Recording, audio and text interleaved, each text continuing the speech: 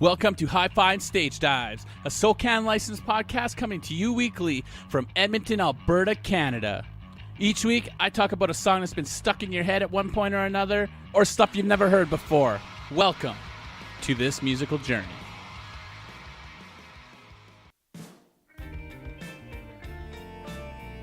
What's up and welcome back to Hi-Fi and Stage Dives. Let me start this off by saying I lived through this fucking heinous cold that is going around right now.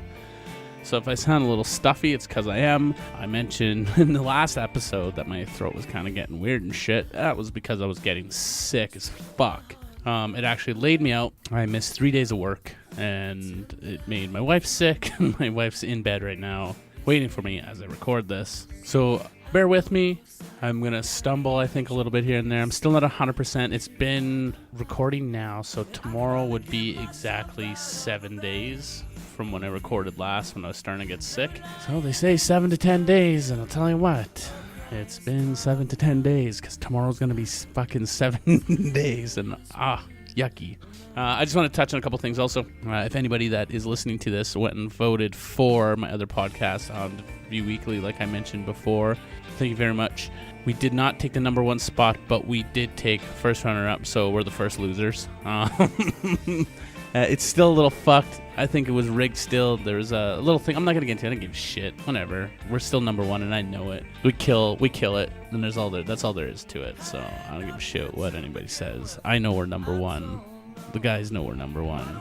I don't give a fuck. We're number one because that podcast I won ain't got shit on us. That being said, let's go on this journey together of the band Cursive. I love this band. I used to listen to them all the time when I was younger. Well, not all the time, but whenever I had the chance to, because I never had any copies of their albums. It'd be like through friends and shit like that. But I found them again, like basically reunited with them because the wife was watching. She's sick. She's watching this shitty fucking movie on Netflix called Fuck the Prom or something. I'm like, what are you watching? And like, it was some teenage bullshit, like adult teenage. It was fucked, like 18 plus shit. Anyways, and I'm like, fuck. I'm like, what song is that they played? And like, the whole fucking movie it has Cursive through it. I'm like, this is fucking great.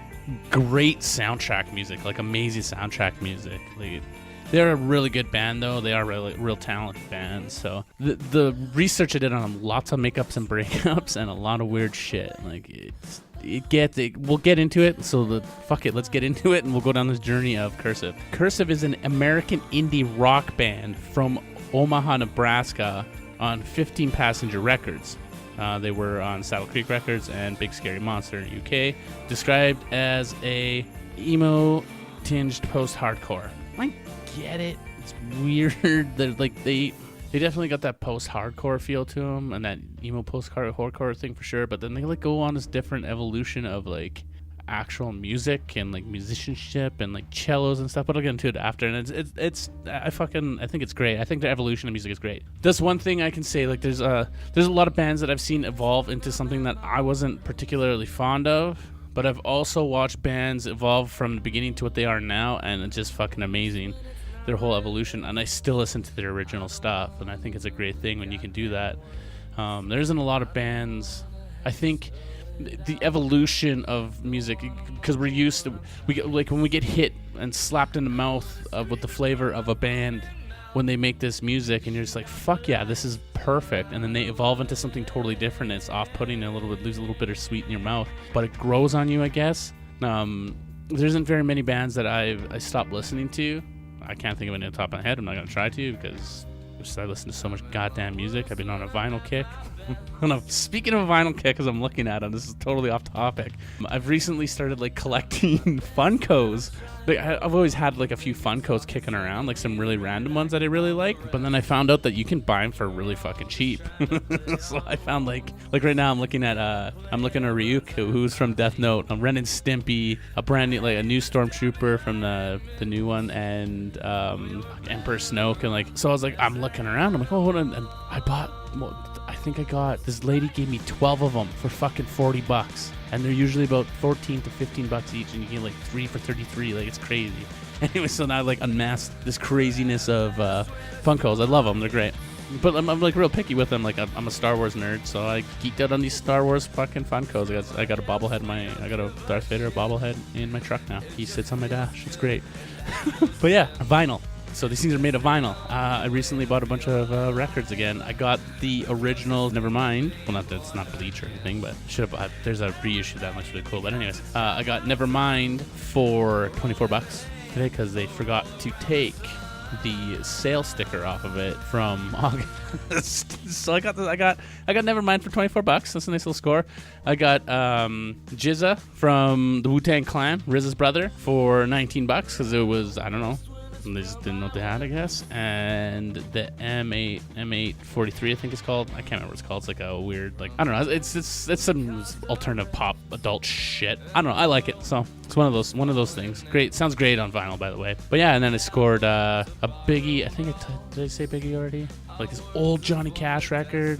I got some cool vinyl in the last little bit. So yeah. Anyways, I'm rambling. Back to Cursive. Cursive came to prominence in 2000 with Domestica, great album, and found commercial and critical success in 2003 with The Ugly Organ. Not Oregon, but Oregon.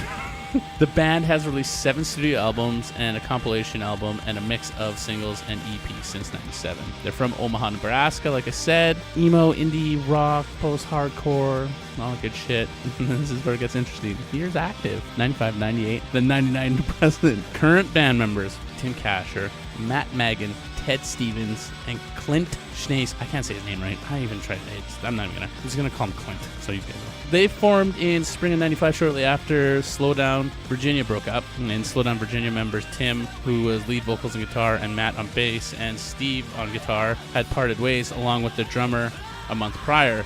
The 3 members decided that they weren't ready to give up making music yet, and this is when you usually end up with a really good fucking band, and they wanted to give music a serious try. Tim saying, "We decided with Cursive we would," the name's weird too, it's kind of crazy.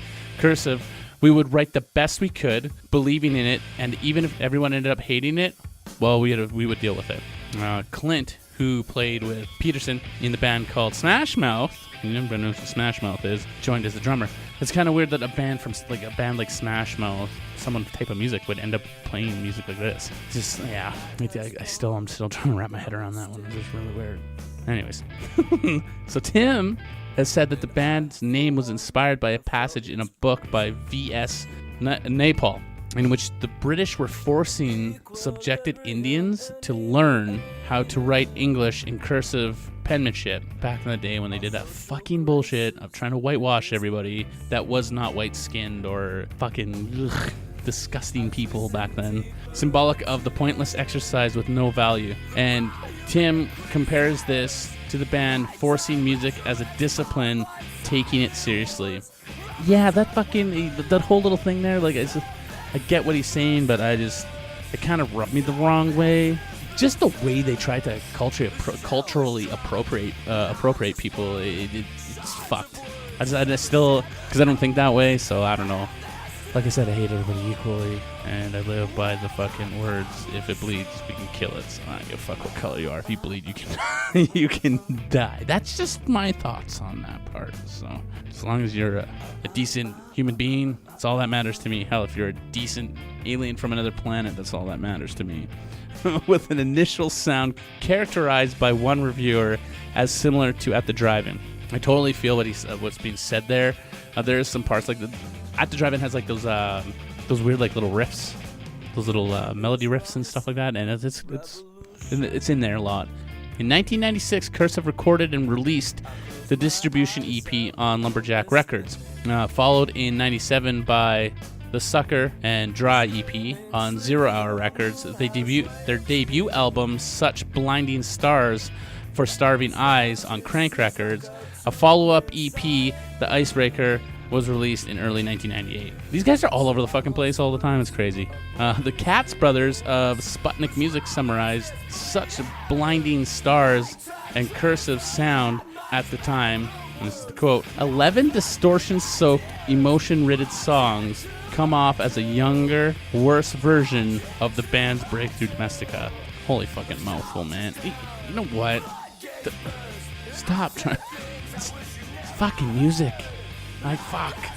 Anyways, By All Music's Peter D'Angelo said the album lays down the framework for the cursive method, dialect guitars that erupt into frenzied explosions, a rhythm section that consistently keeps each track bearing forward, harrowing vocals, contributions of Tim Kasher. I hate, that's one, these little fucking quotes, that whole emo thing and the whole, fucking artsy bullshit. Just who cares? If the music's good, it's good. You don't have to fucking, explain it like it's a fucking painting. If it's good, it's good. Dude, good vocals, good vocals. I get it. Fuck. In late spring '98, after a couple years of touring, Cursive announced that they were breaking up. So that was that. The primary case was this is fucking nuts. Tim's marriage, and he moved with his wife to Portland, Oregon. Just dumped it all for his wife. I mean, I guess if you're getting married and that's what you're planning on doing. Though guitarist Pedersen was planning on also leaving the band to attend law school, Cursive recorded The Storm of Early Summer, Semantics of Song, a swan song, in the spring of '98 before disbanding, and released the album post-breakup in the fall that year on Saddle Creek Records. The Storms of Early Summer was Tim's and Cursive's first foray into writing and recording a concept album, with the first half of the album being themed man versus nature and the second half being man versus self. The album was noted for its intricate guitar work, deeply thoughtful lyrics, and the beginning of a math rock / pop song structure, all of which would develop more further in Curse's albums. It does. That evolution of it goes crazy. They just start going with it. A little over a year later, in the summer of '99, the band reformed when Tim got divorced and returned to Omaha. With Pedersen gone to law school, Ted Stevens, formerly of Lullaby of the Working Class, joined the band on guitar and vocals. Within a year, Cursive recorded and released their third full-length album, Domestica, in 2000, a concept album about the disillusion of marriage. Domestica gained Cursive's critical success for the first time. It is a great fucking album, by the way. While not straightforward autobiographical account of his marriage, Tim has acknowledged that it heavily influenced the album through some of the relationship dynamics, such as infidelity. It wasn't autobiographical. So the thing is, with writing music, you usually you're influenced by what you're doing on your day-to-day or what's happening in your life. That just comes with the territory, because that's usually where you pull your inspirations from. So it's a good release. I've said that time and time again. So that's why that album is probably as good as it is, because he went through a lot of fucking shit at that time. Reviewing Domestica, Pitchfork's Taylor Clark gave the album an 8.0 out of 10, calling Tim's style as the, quote, the perfect infection and expression from the far from perfect vocal cords. Fuck, I hate it when they get wordy. The perfect infection and expression from the far from perfect vocal cords, the brains evident behind the guitar brawn, and that the band's sound had evolved since the storm of early summer, saying that Cursives retained their razor edge, creating pulsing, rapidly evolving guitar-based music. Yet they're now fueled and guided by the meaning behind the music. I don't think I'm going to read any. I think I got some more quotes. I'm probably not going to read them because they're going to be like that again. I'm fucking sick of this shit. The music's good. What do you want to do? The guy fucking evolved and it turned into what it is. Holy shit, man. Anyways, Cursive added Greta Cohen as a cellist in 2001. And Tim felt the addition would help the band evolve in its sound, and I think it did. There's some really creepy, cool stuff that to do with it. They recorded and released 2001's Burst and Balloon EP on Saddle Records, and split an album with Japanese band Easter Youth in 2000, called 8 Teeth to Eat You On Better Looking Records. Jesus, tits. That read weird to me. I know it's going to sound okay, but it is read weird to me. Burst and Bloom's lead-off track, Sink to the Beat, is a lyrically meta-concept song about the process of recording the EP itself and the effects it has on music and the listener. I thought that was kind of cool. I know I'm going back on everything I said earlier, but it's kind of cool when it's kind of weird. I like it. Cursive toured extensively 2001, 2002 to the point of exhaustion. This is fucked up. Tim Kasher suffered a fucking collapsed lung. The band had to cancel the rest of the tour and return to writing material. That's nuts. He must have been sick or some shit for his lung to just fucking collapse. 2003, Cursive released The Ugly Organ, their fourth album on Saddle Records, and to critical acclaim and success. Music magazine Rolling Stones, we all know who they are, gave the album a 4-star rating, while Alternative Music Magazine and Alternative Press rated the album a perfect 5 of 5. At the time, The Ugly Organ's 10th anniversary reissue in 2014 the album had sold over 170,000 records. Ugly Organ is a loose concept album about the idea of what art and music are, how the song, singer, and audience all relate and influence each other, and the emotional effects and songwriting process on the writer. That is why Domestica fucking kicked ass.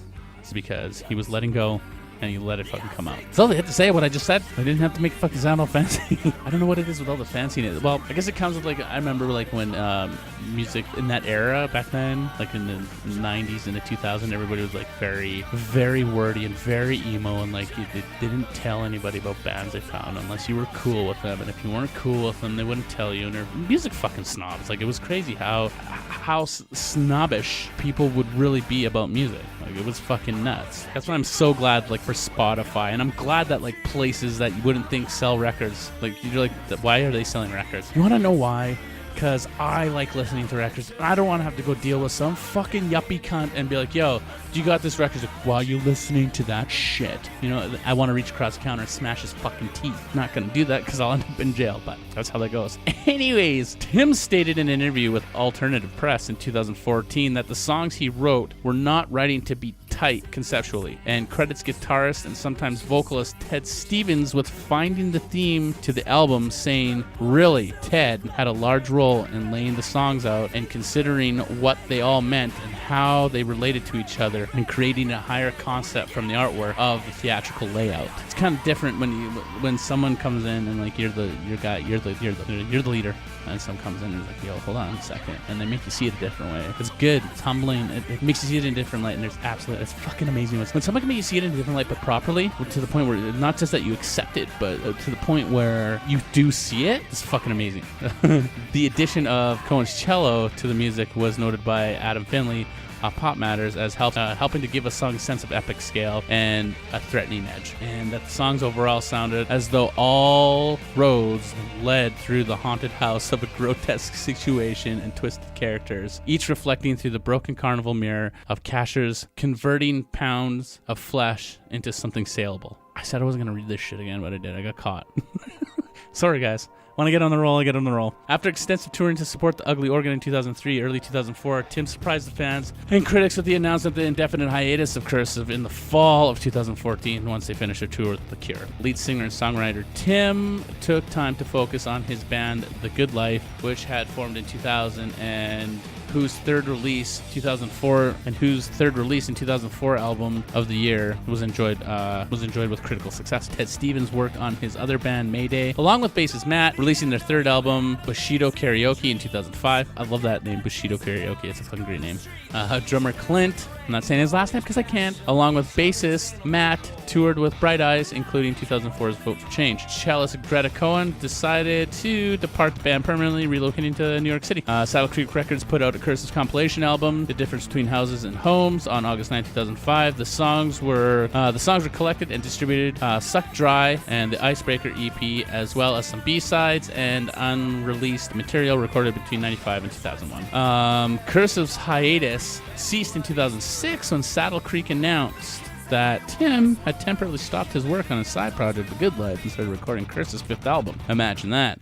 Happy Hollow was released August 22nd, 2006. That was my 26th birthday. Legit. August 22nd, my birthday. So, his first single, Dorothy at 40, released on July 11, 2006, named for the Dundee Happy Hollow Historic District in Omaha, Nebraska, where Warren Buffett lives.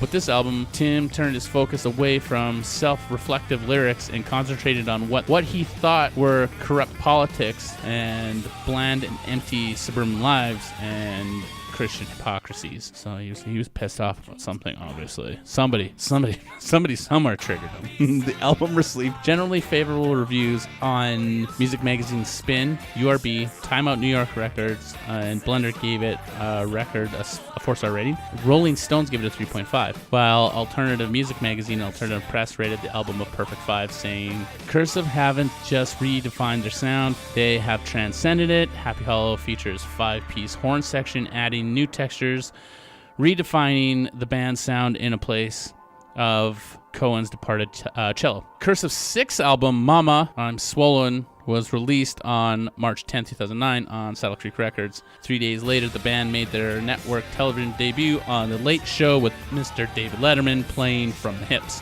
The album was the first album without drummer Clint, who departed the band in October 2007. Clint was replaced by drummer Matt Cornbread Compton, who had previously been touring with the band. Retaining the horns used on Happy Hollow, Mama, I'm Swollen, has more straightforward rock sound mix with shifts in keys and time signatures to break up the potential of monotony. It is weird. I know what they're saying. Horns for me are different. Like they're hit and miss. If horns are done right, I'm okay with them. If they're not, I don't know. Like that whole ska thing, I never really got into the ska punk bull crap. I'm not a punk person to begin with. Okay, no. Let me explain. I like punk music, but certain punk music. I don't like all punk music. I'm a very picky person when it comes to punk music. I don't know why. That's just how I am. So when ska, I could not get behind ska music for some reason. It just, I don't know. It was one of those things for me. So, Mama, I'm Swollen failed to garner the critical success of the past few Cursive albums with a weighted average score of 65 on the Metacritics, indicating general favorable reviews. Okay, so this is the first time I heard this Metacritics thing, so I went and looked into it, and it's owned by CBS, first of all. It is a website that aggregates reviews from media products, so like film, TV shows, music albums, video games, and formerly books. So basically what happens is this system goes throughout all the internet and wherever there's reviews and finds all these reviews and does an average on it. And I believe there's I can't remember, there's obviously 65 is like favorable, and then below that, the numbers are there, but it goes down. There's 4 scales, and so like favorable is good, there's obviously really good, and then there's one below favorable. It's I guess it's meh, and then the other ones you fucking suck, I guess. I don't know. If you want to go check it out, it's there. You just got to Google Metacritics, which is Metacritic, and check it out. Like I said, it's owned by fucking CBS. So, but I don't know. It's weird, but it's there. It's there doing its thing. The follow-up to Mama, I'm Swollen, called I Am Gemini, was released on February 21st, 2012 on Saddle Creek Records. Cornbread Compton was replaced by Cully Simonton prior to recording the album, with a lyric sheet described by Ian Cohen of Pitchfork Media as a full-blown libretto. I Am a Gemini this is crazy. I Am a Gemini is presented as a play telling the story of twin brothers separated at birth, one good, one evil. Their unexpected reunion in a house that is not a home ignites a classic struggle of the soul. That one was kind of cool. When I read that, I was like, that is actually pretty damn fucking cool. The album has characterized as difficult to access musically, with Pace Magazine's Tyler Kane saying Cursive's signature parts are still there, those gnarly winding guitar parts and Matt's melodic grounded bass lines, but the exploration of kilter changes, funny time signatures, and near metal breakdowns can make Gemini a hard listen. So there's this metric things. I Am Gemini received a similar critical evaluation as Mama, I'm Swollen, scoring a 63 on the weighted average. Yeah, it's a weighted average too. It's weird. I don't know how they do it. See, that's another thing. So I'm weird. Right now I'm in a weird musical spot. So when that last explanation of the weirdness, I like it. I like the different. I like the change. I like it when I can listen to an album, there's a whole bunch of different things on one album, because it's not that I get bored fast or simple. I like flavor in my music, especially when it's good flavor. You know what I mean? The Ugly Organ was reissued by Cursive and Saddle Creek Records in 2014, featuring 4 additional tracks originally released on 8 Teeth to Eat You, and 4 songs from the single and compilations. Cursive went on a brief tour in the spring of 2014 to support the reissue. This is pretty cool too. So in 2017, they launched their own record label, 15 Passenger. Hence why they're on 15 Passenger right now. What they're doing is really cool. The debut release for the label was a new solo from Tim called No Resolution.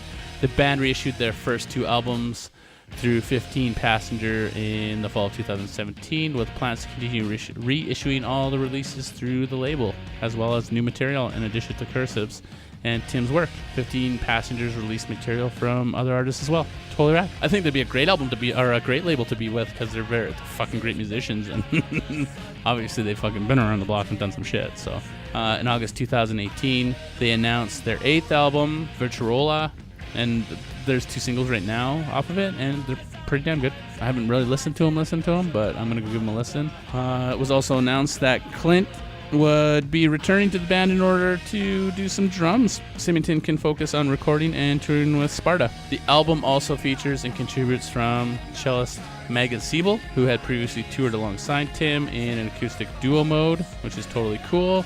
And this marks the 5th Cursive album to feature a cello since The Ugly Organ. The album's lead single, Life Saving, was released on the same day. So yeah, that was Cursive, guys, girls, boys, Cursive. I'm glad that my wife decided to watch some cheesy fucking shit on Netflix. That was another episode. Like I said, thank you for sticking through this one. I am still very, very shitty right now, man. Like, ugh, I don't know. I feel out of it still. Obviously, I'm out of it from, from what it was. Like I said, I'll keep doing this as long as I can.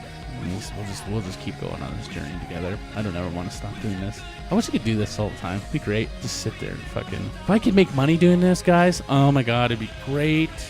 And I could just... So I'll do this podcast, and it'd be fucking great.